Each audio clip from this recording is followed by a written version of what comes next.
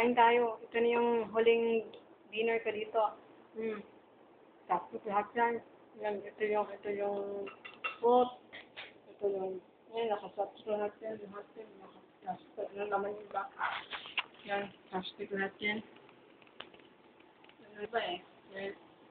Ito ko sa kitchen ngayon, kumakain ako, nagluluto. Nagluluto ako, gulit lang.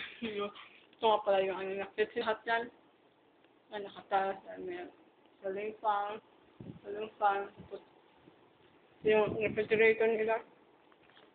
Ayan. Yan. Uniform ni ma'am. Yan, uniform ni ma'am. Yung uniform ni ma'am. Yan. Ito yung refrigerator nila. 2 piraso. 2 refrigerator. Yan.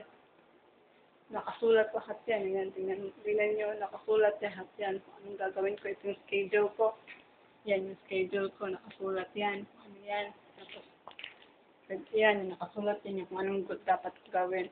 So, yan yung nila. Yun yung nila. Pa-extinguisher nila. Tapos, yan mga food cabinet na yan. Yung mga food cabinet na yan. Yan. Yan. Yan. Niluto kasi ako eh. Mamadali ako talaga. Yan. Yan. Yung mga food cabinet na yan. Yan. Refrigerator. Punta tayo dito sa living room. So, dahil sa living room, pilisan ko. Ano yan? Kapilan. Yan. Yun yung ano, living room. TV nila. Malaking TV yan. Tapos, ito. Ano nila. Ito yung